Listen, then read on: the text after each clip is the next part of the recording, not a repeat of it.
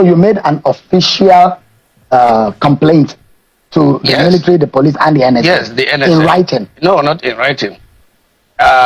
Lately, I made it on WhatsApp, and I spoke with the DGSS. I spoke with NSA on this matter. That is after he came on Sunrise to make those specific allegations. And I told them that there is the need to bring us in or hear him out as he said he wants to. He had.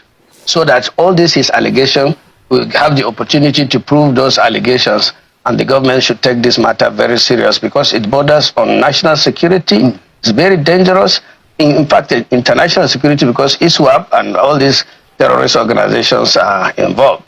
So after he started bothering me about personally contributing, I told him that I do not support negotiation with Boko Haram, not to talk of paying ransom. And that, I think, is where the problem started. He started issuing out all these uncoordinated and contradictory statements about my involvement and the like.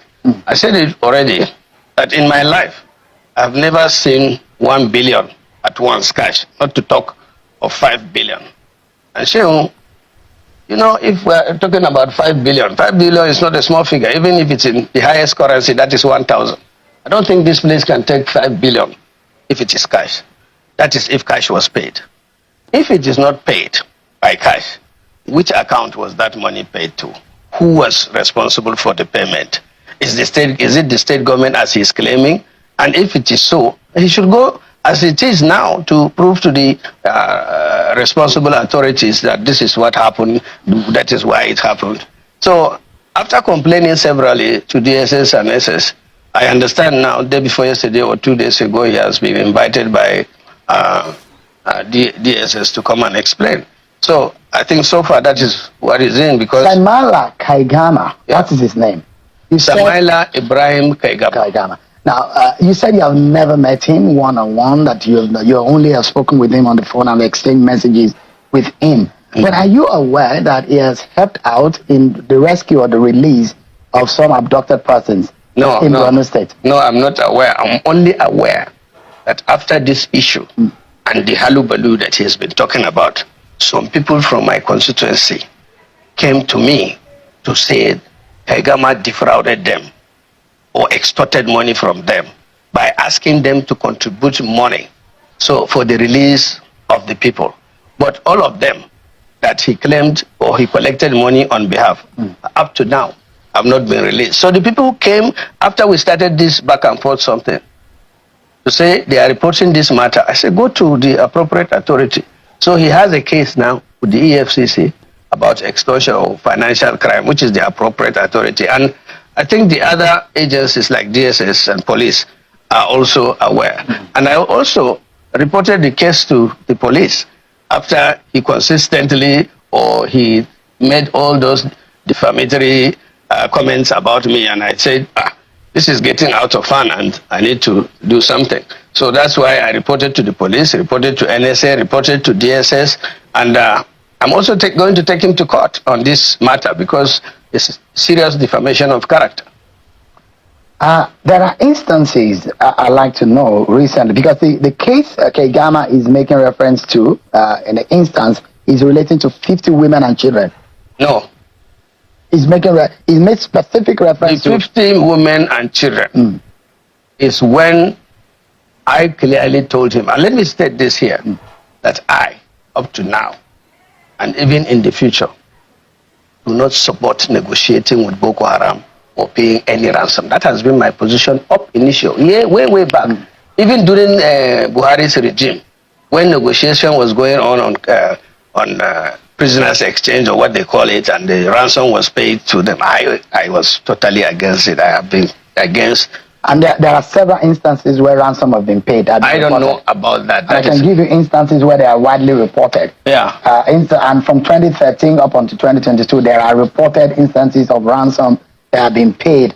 And there are also reported instances which you probably are also aware. There are persons in this country that have said that they will be intermediary. When from 2013 that we know that they say, oh, they are talking to Boko Haram, they said if you bring this, but I mean, you are aware. And that brings me to a similar case.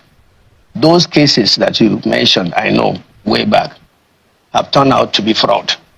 In fact, 2 or 3 of them are in jail. One has been jailed, a female has been jailed in Borno, as a male is under custody, and the other one is under investigation.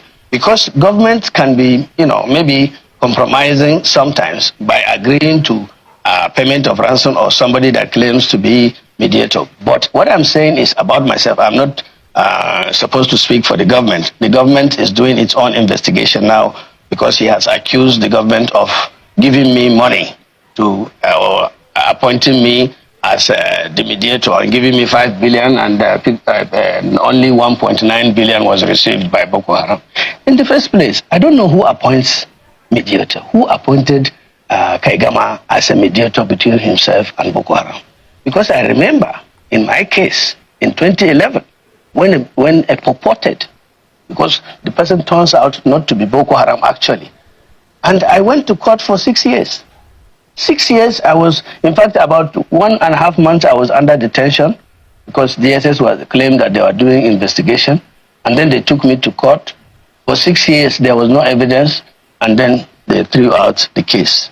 So inviting Kaigama is the right thing to do. Because DSS at the time said you know Abu Kaka, Abdul Kunduga, and that was the time in 2011 that you had links to him. And you claim that you do not know and you don't have any contact with them, but DSS insisted that you... but they could not provide any evidence. They could not, even throughout the 6 years, they didn't come to court to say this is... And the allegations went further to say you are even a Boko Haram sponsor. Yeah, that is what they said, that I am sponsoring Boko Haram. But remember, in those days, the same government that was accusing me went to Chad with, I think, about 5 million, claiming that they were going to talk to sponsor of Boko Haram or the leaders of Boko Haram. You remember? Where some personalities in the country were even involved. And I was not part. Have you ever, Senator, been involved in a situation where you had to speak with anybody who you think is Boko Haram or linked to Boko Haram for the release of any of your constituents? I told you up initial that I don't support, and I will never support negotiating, talking, or even paying ransom to anybody. So you have never...